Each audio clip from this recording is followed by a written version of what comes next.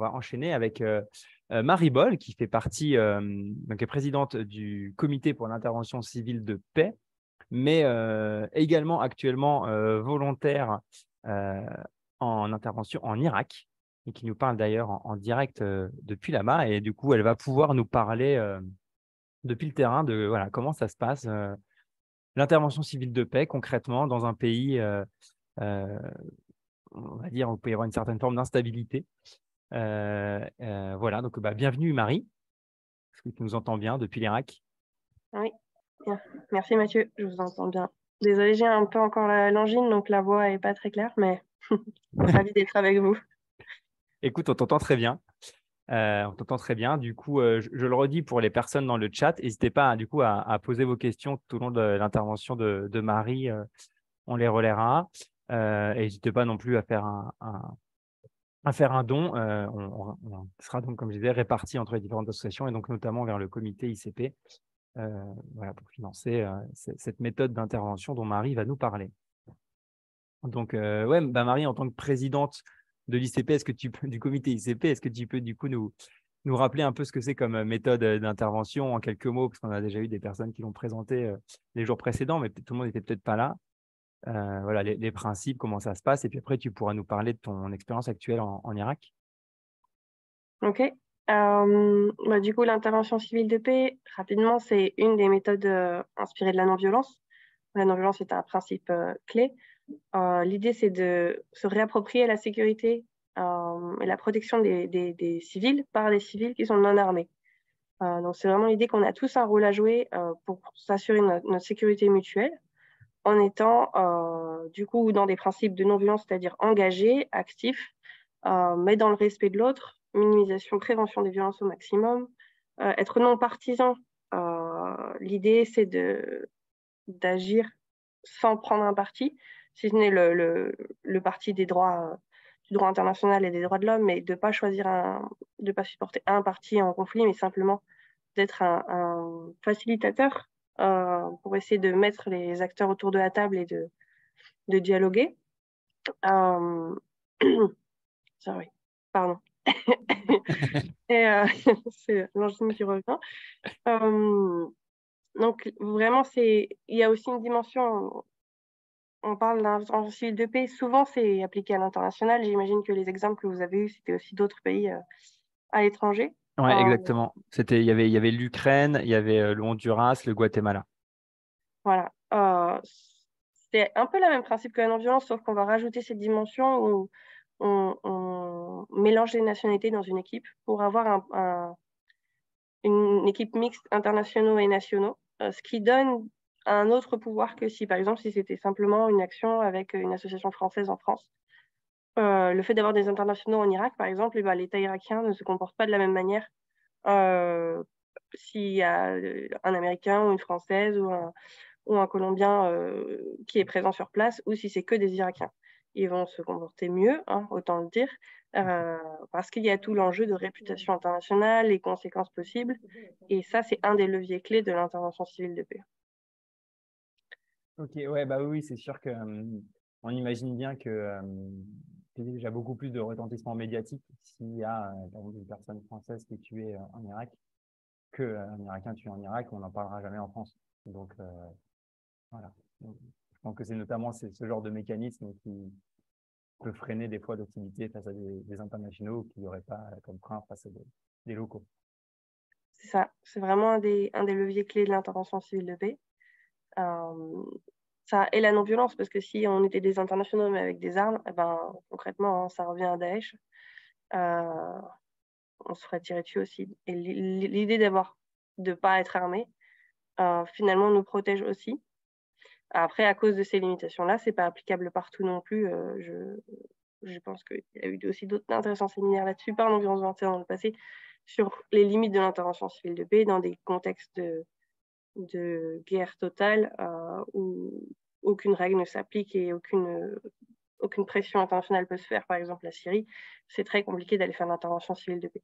Mais dans des pays où la guerre est à peu près normalisée comme l'Irak, le fait d'avoir des internationaux et des internationaux non armés avec des nationaux non armés, ça donne des choses assez intéressantes. Ouais. C'est vrai que ce que nous disait notamment Anna Penfrat de Non-Violent Peace Force sur l'intervention en Ukraine, c'était qu'ils avaient une possibilité d'intervenir dans les zones sous contrôle ukrainien, mais par exemple, ils n'avaient pas du tout accès aux zones sous contrôle russe parce que c'était impossible d'établir un dialogue aujourd'hui avec la Russie. Et sans par autorisation du pouvoir sur place, ils ne peuvent pas accéder. Donc, en fait, ça, c'est aussi une délimitation d'accès, mais ça, qui est valable pour toutes les ONG. De manière, sur les zones de guerre, ça peut être des fois difficile d'accéder, et si on ne peut pas accéder, on ne peut pas agir. Tout à fait. Et l'accès, c'est lié aux relations. Et finalement, ça, c'est l'enjeu majeur de ces techniques, c'est qu'il faut créer des relations avec tous les acteurs et c'est très compliqué. Enfin, typiquement, la Russie, j'imagine bien que ça ne doit pas être très simple. Et ici, en Irak, ça dépend des acteurs, ça dépend des régions. Mais c'est un des challenges majeurs. Mais une fois qu'on a les relations, on n'a pas besoin d'être amis, hein, simplement on a une bonne relation, suffisamment de coopération. C'est là où on peut vraiment commencer à entrer dans des discussions sur des sujets compliqués, etc. Une fois qu'on parle, on peut faire beaucoup. Mais c'est comment atteindre ce point-là qui n'est pas forcément facile. Ouais. Et alors, du coup, est-ce que tu peux justement nous détailler un peu plus le contexte irakien dans lequel tu interviens et puis un peu le cadre de ta mission, les actions que vous mettez en place concrètement? Ouais, c'est... Alors, du coup, en l'Irak, c'est une longue histoire, l'Irak, mais on va faire très, très court. Ça fait plus de 40 ans qu'il y a des conflits en Irak. Il y a eu la guerre Iran-Irak, la première guerre du Golfe, l'invasion américaine, puis l'invasion de Daesh et la guerre de libération. Donc, l'invasion de Daesh, l'occupation de Daesh, c'était de 2014 à 2017. Et la guerre de libération a suivi. Donc ça, c'est la dernière en date et qui a laissé des séquelles assez importantes, principalement dans le nord de l'Irak, parce qu'ils sont pas descendus très très loin dans le sud. Donc c'est tout ce qu'on appelle le gouvernorat de Ninive, autour de Mossoul et la capitale du gouvernorat. Mais... c'est vraiment le nord de l'Irak et c'est là où on travaille avec Non-Violent Peace Force. Les problèmes majeurs aujourd'hui, alors il y a eu beaucoup de personnes déplacées, il y en a encore beaucoup. Il y a eu plus de 6 millions de personnes déplacées dans le pays. Une personne déplacée, juste pour référence par rapport, une personne réfugiée, c'est quelqu'un qui quitte son pays et qui va se réfugier dans un autre pays. Une personne déplacée, c'est quelqu'un qui quitte son foyer, son village, sa maison pour aller ailleurs, mais qui reste dans son pays. D'accord. Voilà. Mais du coup, énormément de personnes déplacées. Il y a eu plusieurs vagues. Il y a eu ceux qui ont fui Daesh. Et puis après, il y a eu aussi ceux qui ont fui l'armée irakienne lors de la libération, puisqu'en fonction de quel côté les gens se sont mis, forcément, en étant occupés, il y en a qui ont choisi de rejoindre l'occupant pour protéger leur famille ou par idéologie, il y a les deux. Du coup, beaucoup de mouvements de population. Aujourd'hui, on estime qu'il y a encore presque 2 millions de personnes qui vivent dans des camps ou dans des quartiers informels en Irak. Et beaucoup ne sont pas autorisés à rentrer chez eux. Alors, il y en a qui ne rentrent pas chez eux parce qu'ils n'ont plus de maison, énormément de destruction, ou plus de services, il n'y a pas d'électricité, pas d'eau, pas de travail. Mais la majorité, aujourd'hui, qui vivent sont encore des personnes déplacées parce qu'elles sont refusées dans leur communauté d'origine. Et ça, c'est lié à souvent ce qu'on appelle l'affiliation à Daesh, c'est-à-dire qu'il y a un de membres de leur famille, un mari, un frère, un fils, un père, ça peut être plein de choses, ou une femme, hein, c'est plus rare, mais ça peut arriver, qui a rejoint Daesh.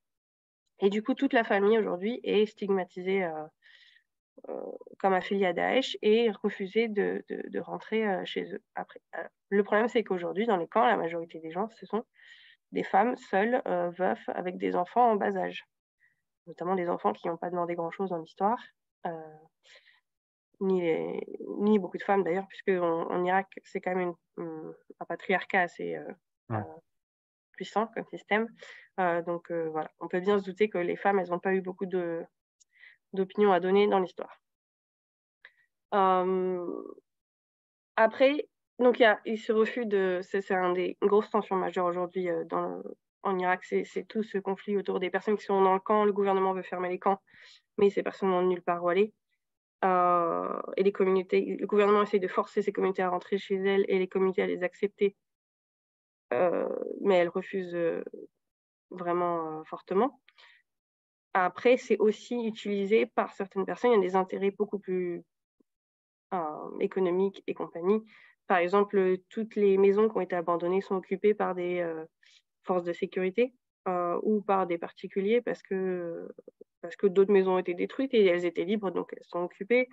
Des terres agricoles que certaines familles avaient sont exploitées par d'autres aujourd'hui qui en tirent beaucoup de bénéfices. Et il y a un avantage finalement à parfois stigmatiser des familles en disant ah, bah, c'est des familles affiliées à Daesh. Du coup, on ne les autorise pas à rentrer, mais en attendant, on exploite leurs terres et on s'en met un peu plein les poches. Du coup, c'est très compliqué. Il y a beaucoup de... C'est difficile de dénouer tous les petits fils, mais c'est pas aussi simple que voilà. C'est pas juste on veut pas les gens affiliés à Daesh. C'est un peu plus compliqué que ça. Mais c'est le cœur des tensions aujourd'hui. Après, il y a des tensions beaucoup plus anciennes et qui sont toujours là, entre sunnites, chiites, yézidis, par exemple, entre arabes et kurdes, et qui sont voilà, de tout l'historique des décennies de conflits. Et finalement, chaque guerre utilise des divisions pour alimenter les violences et le pouvoir des uns ou des autres. Alors ça, c'est partout dans le monde, malheureusement. Un autre problème, je dirais, enfin c'est tout lié, hein, c'est qu'aujourd'hui la société elle est hyper militarisée, même 5 ans après la fin officielle du conflit armé. Les acteurs armés sont absolument partout. Ouais. Ils sont très nombreux. On a toutes sortes de polices, on a plein de divisions de l'armée, on a la sécurité nationale, des milices tribales, des milices populaires. Et voilà, des checkpoints partout. Donc, c'est ultra militarisé. Et il y a une normalisation de la violence qui est extrêmement importante dans la société. Tout est... Ce qui est devenu normal est extrêmement inquiétant, on va dire. Ça se voit partout. Même à l'intérieur des foyers, ça va être dans l'éducation des enfants, dans les familles, mais simplement même dans la rue. Des fois, juste un mot de travers entre deux jeunes et ça escalade en 24 heures, ça peut escalader entre un conflit entre deux villages. Enfin, c'est vraiment... Ah oui, d'accord, ça entraîne toutes les communautés ensemble. C'est ça. C'est le seul mécanisme... Enfin, c'est pas le seul mécanisme. Il y a une prédominance de cette violence et de... Ce qui est devenu normal, c'est de répondre par la force parce que c'est le moyen de se préserver, de se protéger. Et il faut répondre, il faut réagir. Et la seule alternative qui est à l'heure actuelle... Enfin, pas la seule, mais la dominante, on va dire, c'est répondre par la violence. Et du coup, les choses escaladent très, très, très vite. Voilà. D'accord. Euh, Ouais, donc, donc un contexte quand même très complexe où intervenir. Et donc, vous êtes combien dans ta mission à intervenir sur le terrain? alors, en Irak, on est, je pense, Ouf, ça c'est une bonne question, je pense qu'on est une centaine. On a quatre équipes pour l'instant.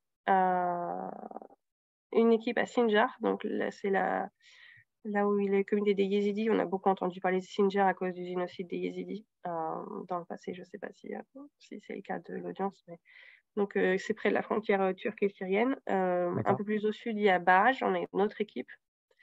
Nous, on est, mon équipe et moi, on est au sud de Mossoul, Gayara. Et on a une quatrième équipe qui est dans le camp de déplacés, enfin un des derniers gros camps de déplacés à Jeddah. Juste à côté de nous, c'est la même région. Ce qui est assez curieux, c'est que ces gens sont dans le camp, c'est le village à côté de là où on est, mais ils viennent de la région où on est. C'est-à-dire qu'ils sont dans un camp, mais ils sont en même temps dans la même région de leur village, etc. Sauf qu'ils ne sont pas autorisés à rentrer. Donc ils vivent à côté, ils vivent à 10 minutes, 15 minutes de chez eux, mais ils ne sont pas autorisés à rentrer. Oui, d'accord, parce qu'ils sont, comme tu disais, un peu associés à Voilà, ils des... sont c'est ce qu'on appelle affiliés à Daesh. C'est-à-dire qu'un membre de la famille a été... Et même si ces gens-là, souvent, ont fait tout le processus de dénonciation, renonciation, je ne sais pas comment on explique ça en français, mais la communauté garde ce truc de dans cette famille-là, c'est pas possible. Ouais. Voilà. Et donc vous, votre travail, ça consiste à essayer justement d'apaiser ces tensions entre les personnes qui vivent dans le camp et les personnes du village pour qu'ils puissent rentrer chez eux, par exemple? Oui, alors ça, c'est une de nos actions. Et ce qui est assez pratique, c'est qu'on a 2 équipes. Du coup, on peut vraiment travailler sur les 2 fronts. Moi, mon équipe qui travaille du coup en dehors du camp, c'est depuis le début de cette année 2022. Ouais. Et une chose où on a été assez prudent, c'est ça aussi l'intervention civile de paix, c'est toutes les questions de relations, d'acceptation qui permettent de réussir. Et beaucoup d'ONG sont arrivées en disant on va faire des négociations de paix entre, en gros, la communauté locale et les personnes dans le camp, de nulle part comme ça. Et ça n'a pas du tout marché. C'est vraiment encore cette approche top-down que beaucoup d'ONG peuvent avoir parfois. Ouais. Du coup, nous, on sait bien que ça marche pas, on l'a vu, on l'a constaté. Quand on a ouvert cette nouvelle équipe, on a pris un peu le contre-pied en disant on va commencer à travailler avec toute la communauté sans parler des personnes déplacées, sans parler de questions de retour, ni etc. On va parler de eux, de leurs besoins, c'est quoi les incidents de violence pour eux, c'est quoi les challenges pour eux. Et vraiment, notre idée, nous, c'est de recréer des espaces qui soient suffisamment sûrs et sereins pour que la communauté, les civils, j'entends, se réapproprient leur propre pouvoir d'agir. C'est-à-dire que ce soit eux qui disent ce dont ils ont besoin, ce dont ils ont envie, et qu'ils le mettent en place, et que nous, simplement, on le facilite. Mais l'idée maintenant, c'est qu'on a gagné cette acceptation et cette confiance, et qu'on travaille sur, effectivement, le lien entre les personnes déplacées et les communautés d'origine pour essayer de retisser ce lien. Mais ça va prendre du temps. Ouais, oui, parce que du coup, ça fait un an, en gros, que vous avez commencé. Est-ce que vous avez un peu une idée, un espoir, un horizon de réussir à... J'imagine qu'en plus, c'est pas tout le monde ne va pas rentrer en même temps au village. Vous allez peut-être réussir à faire accepter une famille, mais pas une autre, etc. J'imagine. C'est Voilà, progressif. ouais. C'est progressif. Il y a déjà parce qu'il y a en permanence, ça ne repose pas que sur nous. Il y a en permanence des négociations avec les chers, par exemple, des différents villages, etc. Donc, il y a des familles qui sont régulièrement, une ou deux familles qui est acceptée dans ce village ou dans ce village. Souvent, c'est des négociations, soit en échange d'argent, soit c'est parce que cette famille a réussi justement à avoir elle a un proche qui a fait du plaidoyer pour elle, etc. Donc ça se passe. Nous, ce qu'on espère, c'est que ça s'accélère. Après, pour nous, il y a des conditions avant que ça puisse se passer, c'est qu'il faut que les gens aient l'occasion de tourner la page, de, par exemple, faire leur deuil. Il y a une mass grave. Désolée, je parle plus très français ces temps-ci. Un cimetière de masse. Ouais, Qui une est fosse commune une fosse commune, voilà, merci, désolée. Une fosse commune au nord entre nous et Mossoul, qui n'a pas été exhumée encore du tout. Et beaucoup de gens qui ont perdu des familles dans notre région pensent que leurs proches sont là, mais ils n'ont pas pu finalement faire tout leur processus de deuil et accepter ce qui s'est passé, etc. Parce que l'État, pour l'instant, irakien, très réticent à ouvrir cette fosse commune. Donc ça, c'est un détail, mais ça va être aussi à reconstruire les maisons, recevoir des compensations financières pour les maisons. Nous, on a l'impression que les tensions entre les gens, l'animosité pure, elle est en train de se réduire. On travaille beaucoup sur, justement, là, sans parler de ça indirectement, mais qu'est-ce que c'est que la violence, avec des formations, surtout sur les jeunes, pour essayer de prendre la génération la plus jeune possible.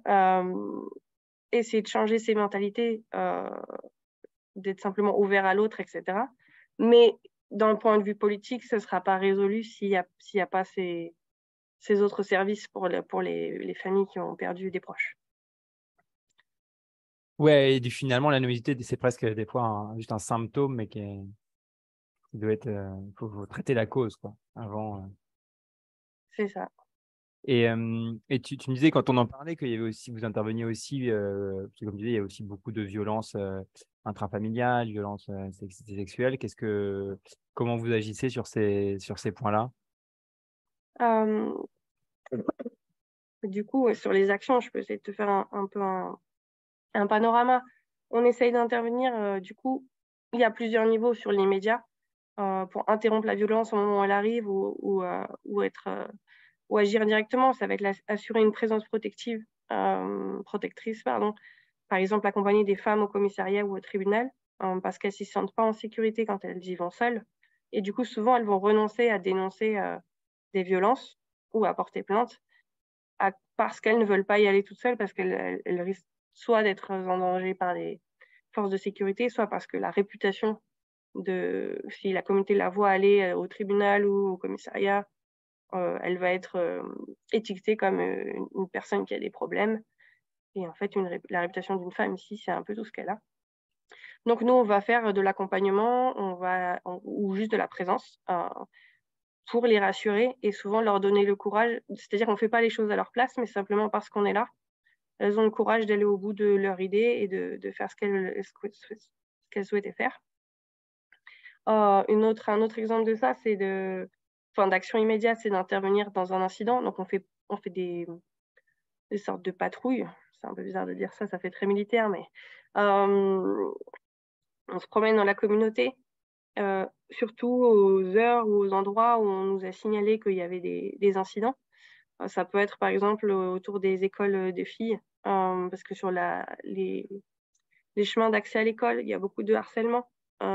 Et dès que les gens voient, les jeunes hommes notamment, voient une ONG, que ce soit nationaux ou internationaux pour le coup, mais qu'il y a quelqu'un qui est là et qui regarde, ça stoppe tout de suite les comportements violents. Pareil sur les stades de foot, il y en a beaucoup d'incidents pendant les matchs de foot. Donc des fois, simplement, c'est être là, être présent et intervenir si jamais ça dégénère. Parce que ce qu'on disait, c'est que des fois, ça commence avec un mot, puis après, c'est une bagarre entre deux personnes. Sauf que si on n'arrête pas à ce moment-là, c'est escalade entre deux groupes d'amis, puis deux villages, puis deux tribus. Enfin, ça peut aller très, très loin. Du coup, ça, c'est plutôt les interventions très immédiates. Ça peut être un tiers facilitateur. Par exemple, je parlais des maisons qui sont occupées par des acteurs de sécurité. Donc nous, ce qu'on peut faire, ce qu'on a fait, c'est essayer de négocier. En fait, les personnes déplacées, notamment les femmes, se sentent pas du tout en confiance d'aller discuter avec des acteurs de sécurité ou même des autorités administratives. Et du coup, l'idée, c'est que souvent, elles nous soumettent ce problème. Ah ben, j'aimerais bien rentrer chez moi et je suis acceptée au niveau de la communauté, mais ma maison est occupée. Et donc, on va aller faire de la négociation entre plusieurs parties, entre le shériff du village, par exemple, entre l'acteur armé qui occupe la maison et entre la personne concernée pour essayer de se mettre d'accord sur un calendrier ou sur des étapes pour qu'elle puisse récupérer sa maison. Donc ça, on a réussi à ce que 3 personnes récupèrent leur maison. Donc ça, c'était plutôt chouette. C'est des petits trucs, mais ça fait plaisir. Bravo. Ouais. C'est Merci. pas rien quand même. Après, il y a des actions plus sur le moyen terme. Donc, parler sur la violence domestique, c'est bien d'intervenir sur le moment, mais on peut pas vraiment, on peut pas être dans toutes les maisons tous les jours et c'est pas durable. Et même sur toutes nos actions, l'idée c'est qu'en fait, NP ou peu importe l'ONG, on sera pas toujours là et c'est à la communauté de trouver ces solutions et pour que ce soit durable. Donc, notre action à moyen terme, c'est plutôt de chercher à briser les barrières entre les acteurs de sécurité, les autorités administratives et les personnes vulnérables pour que ces personnes-là puissent aller toutes seules ou en groupe, se battre pour ce dont elles ont besoin. Et donc, une chose qu'on a faite à Gayara, c'est de faire ce qu'on appelle un forum de sécurité communautaire. Donc, on a pu réunir un grand groupe de femmes avec qui on avait travaillé avant, qu'on avait mobilisé avant, et tous les acteurs à qui on a construit des relations, donc les acteurs de sécurité, les autorités administratives. Et ce sont les femmes qui ont décidé avant la réunion de quels étaient les problèmes majeurs dans leur communauté et quels étaient les problèmes desquels elles voulaient parler avec ces acteurs-là. Et donc ça, on en a organisé 4 déjà. L'idée, c'est que ce soit régulier. Et nous, ce qu'on aimerait bien, c'est que ce soit même elle ensuite qui le facilite. Pour l'instant, c'est encore nous, mais l'idée, c'est que ça passe Et un des sujets, c'était la violence domestique, c'est aussi l'extorsion en ligne. Donc ça, c'est quand ils volent des images sur les réseaux sociaux et après on fait chanter les personnes. On a beaucoup de cas de suicide qui sont liés à des problèmes comme ça. Mais par la mise en lien, finalement, ces femmes ne parlent jamais avec les acteurs de sécurité. Et les acteurs de sécurité ne parlent jamais aux femmes. Et en fait, simplement de pouvoir les réunir dans une pièce, et elles ont confiance parce que NP est là. Du coup, ça a vraiment créé quelque chose où elles ont dit, bah oui, mais nous, on aimerait bien solliciter votre aide, mais on ne peut pas se rendre physiquement parce que à cause des traditions, ça ne se fait pas. Donc, comment est-ce qu'on vous appelle? Comment est-ce qu'on vous contacte? Apparemment, voilà, ils avaient des hotlines, mais personne ne connaissait leur numéro. Bref, on a mis tout en place, grâce à la discussion, finalement, ils ont mis en place toute une liste de stratégies pour que les différentes femmes, sur différentes questions et problèmes, puissent accéder aux acteurs de sécurité. Après, la violence domestique, ça va être un très long travail, hein, mais ça, c'était une étape pour nous, c'est que ces femmes puissent être leurs propres avocates, finalement. Et celles de leur communauté, parce que c'est pas des sujets qui les concernent uniquement elles, mais elles viennent porter la voix de la communauté. Pardon. Non, mais pas de souci. Qu'est-ce que je veux dire d'autre sur la violence domestique? Un autre choix qu'on a fait, c'était de mobiliser tous les acteurs qui sont en responsabilité, parce que leur dire, bah, écoutez, nous, voilà, en étant dans la communauté, tout ça, on entend beaucoup ces problèmes-là, on a eu des cas, etc. Est-ce que vous aussi? Donc les chers, l'imam, Mourtar, enfin, c'est différents niveaux de responsabilité dans la société. En disant, bah, est-ce que vous aussi? Et du coup, vous dire, ah bah oui, moi j'ai ci, moi j'ai ça. Donc ils se sont mis à partager des situations, sans en parler des cas en brisant la confidentialité, mais en mentionnant des choses qu'ils ont à gérer. Et en disant, ah bah c'est intéressant et tout, mais qu'est-ce qu'on pourrait faire ensemble à propos de ça? Donc l'idée, c'est de les mobiliser et de leur redonner ce pouvoir. Parce que finalement, c'est lié à l'hypermilitarisation. Tout le monde a un peu abandonné son pouvoir et c'est les acteurs de sécurité. Finalement, c'est ceux qui ont les armes qui décident et puis qui gèrent tout. Et les autres ont un peu abandonné toute forme de responsabilité, je dirais. Donc c'est un peu problématique. Et à travers cette réunion, ils nous dit, ah bah, ce serait bien qu'on fasse un événement public pour parler de ça, pour dire que ça ne devrait pas être un tabou, qu'il faut en parler quand il y a de la violence domestique, et puis que c'est pas OK, quoi. Alors, bah, du coup, comme ça, voilà, nous, on a sauté sur l'occasion, hein, puisque c'est ce qu'ils nous ont proposé. Donc, on a pu organiser un festival contre la violence domestique. Je pense que c'est la première fois dans la région de Mossoul qu'il y avait un truc comme ça. Et ce qui était vraiment très important pour nous, c'était que les femmes soient aussi présentes. Et ça, c'était un gros challenge. C'est comment, parce que les femmes dans l'espace public se mélangent très peu aux hommes, sont déjà peu dans l'espace public, mais en plus qu'elles soient...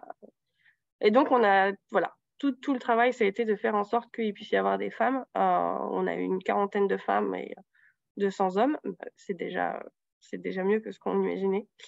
Et on a eu du coup des femmes qui ont pris la parole, et des jeunes femmes et des jeunes hommes ensemble qui ont fait une mini pièce de théâtre.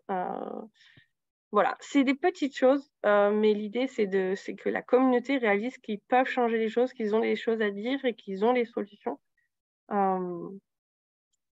Voilà. Et simplement par notre présence, finalement, on crée ces espaces. Alors que si on n'était pas là, personne n'oserait, parce que tout le monde a un peu peur de tout le monde. Et finalement, c'est vrai que des fois, cette posture un peu internationale hors du pays, ça nous permet quelque part de faire fi de certaines traditions, règles qui sont en place et qui s'appliquent à tout le monde. Nous, on peut un peu avoir cette posture de ne pas les tenir parce qu'on n'est pas du pays. Et ça, des fois, crée des espaces de dialogue qui n'étaient pas avant. Comme je pense que vous avez dit là, de permettre du coup de créer un dialogue entre les femmes et les forces de sécurité. Alors qu'effectivement, avant, elles ne devaient pas oser aller les voir puisque c'était pas autorisé en soi, quoi. C'est ça. Et on a un peu une carte joker. Alors, une des choses où il faut être prudent, c'est que des fois, il ne faut pas donner l'impression qu'on est là pour changer les choses. On vient pas, c'est pas moi, Marie, la française, je viens dire aux femmes irakiennes du non, vous devriez pas accepter que votre mari fasse pas la vaisselle. Enfin, c'est une discussion qu'on a beaucoup avec mes collègues en rigolant, mais l'idée, c'est d'être prudent sur le côté international. On intervient. On est vraiment juste là pour créer des espaces, mais un des principes clés de l'intervention civile de paix, c'est que c'est la priorité aux acteurs locaux. C'est eux qui doivent la primauté. C'est eux qui décident. C'est eux qui ont les clés et c'est eux qui savent ce dont ils ont besoin. Nous, on est simplement là pour essayer que ça puisse se faire. Et ça, c'est très important. Mais effectivement, comme on est là, ça ouvre énormément de portes à des choses. Et être une femme, ça, je vais parler de mon expérience très personnelle. Moi, être une femme internationale, c'est un peu la carte joker ultime parce que je peux être avec les hommes, parce que comme je suis une internationale, c'est OK. Mais je peux aussi être avec les femmes. Du coup, je peux vraiment être entre les deux mondes. D'accord. Alors que, par exemple, je sais que pour mes collègues masculins, c'est pas aussi facile parce qu'il y a tout un aspect des choses ils peuvent pas être avec les femmes. Ça peut-être un jour, hein, mais pour l'instant, c'est compliqué. Avec les femmes de la communauté, je veux dire. Ok. Ah ouais, c'est super intéressant. Mais c'est vrai que c'est plein de subtilités. Oui, c'est plein de. Et Prue nous demande dans le chat si c'est pour tes collègues masculins, est-ce que c'est plus facile pour eux d'interagir avec les hommes?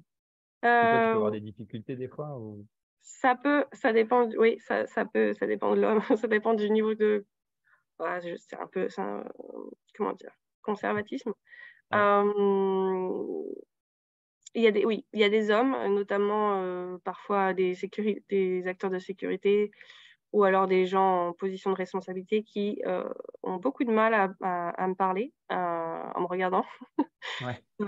parce que je suis une femme et parce qu'ils n'ont pas l'habitude du tout. Ou alors parce que, enfin, ça peut être idéologique aussi, hein, j'en sais rien, mais j'ai bien senti plusieurs fois que c'est simplement un manque d'habitude complet je ne sais, enfin, je ne sais pas interagir avec une femme étrangère.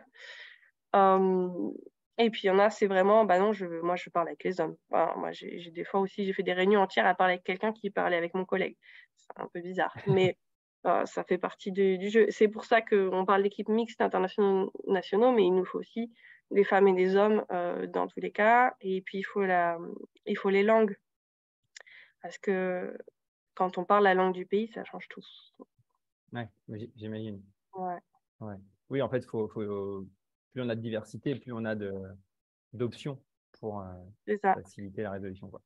Et c'est aussi une force de l'intervention civile de paix, c'est cette différence de point de vue, d'intelligence collective. Finalement, on met tout ça ensemble et, et on devient beaucoup plus créatif quand on est confronté à des incidents ou à des problèmes de violence sur comment on peut répondre. Parce que moi, j'ai une collègue du Sud-Soudan, elle me dit, ah, bah, tiens, chez nous, on fait ça. J'ai un collègue australien, il me dit, ah, bah, nous, on a fait comme ça dans telle situation. Et les collègues irakiens disent, ah, bah, ça va pas marcher chez nous, mais peut-être ça va marcher. Et en fait, ensemble, en réfléchissant, on arrive à créer des choses assez innovantes et qui peuvent marcher des fois. Des fois, Ouais. non. Ouais, en fait, vous innovez en mixant l'expérience multiculturelle, quoi. C'est ça. Super. Bah, merci beaucoup. Est-ce que il reste un tout petit peu de temps pour ton intervention. Est-ce que tu veux nous parler plutôt avec ta casquette comité ICP si on veut se former à l'ICP et si on veut partir devenir volontaire international, et comment on peut faire tout ça? Oui, merci Mathieu pour cette petite ouverture. Moi, j'ai découvert la non-violence avec un week-end de formation à l'intervention civile de paix il y a 7 ans maintenant. Et du coup, je suis profondément convaincue que c'est quelque chose qui est mal connu et qui mérite à être connu davantage parce qu'il y a un vrai pouvoir d'agir. Enfin, pour moi, c'est réconcilier les notions de force, de puissance avec aussi celle de prendre soin des autres et de soi. C'est-à-dire qu'on peut être fort sans abuser de sa force. Voilà. Et ça, c'est assez magique. Et l'intervention civile de paix, pour moi, c'est une vraie mise en pratique de tout ça. Et avec cette idée-là, avec le comité ICP, donc du coup, qui est une plateforme qui réunit toutes les ONG francophones qui font de l'intervention civile de paix, cette plateforme a la permission de promouvoir cet outil-là qui notamment dans le monde francophone, puisque ce n'est pas encore très, très répandu. Et donc, on a créé depuis 2018 un diplôme universitaire sur l'intervention civile de paix avec l'Institut catholique de Paris. C'est sur 6 mois avec 4 modules en ligne, pardon, et puis 2 semaines en présentiel, une semaine en janvier et une semaine en juin. Donc, pour mêler la théorie puis la pratique, puisque pour faire l'intervention civile de paix, il y a besoin de pratiquer. Donc, on a des super simulations, etc.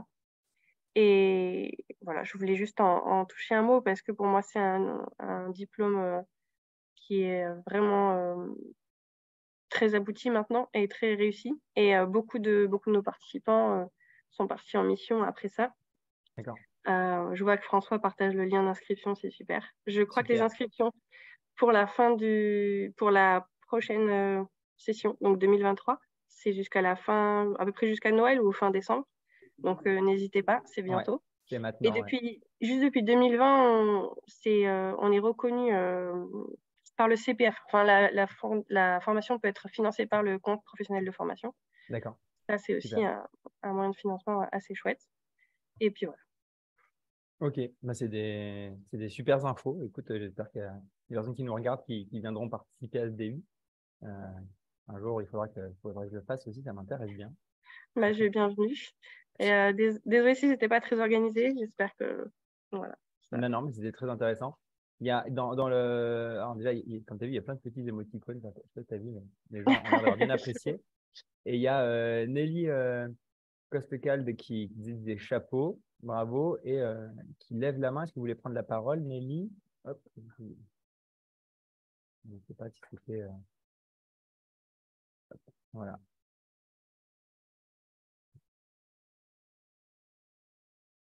Bon, je ne sais pas, c'était peut-être des fois les gens confondent lever la main et applaudir. Enfin, peut-être c'est ça. Bon, ben en tout cas, voilà. Et François demande quand est-ce que tu reviens sur Paris. Ok, pas de souci, Nelly. Quand est-ce que je reviens sur Paris? Ça, c'est une bonne question. Peut-être peut-être ce printemps. Peut-être ce printemps.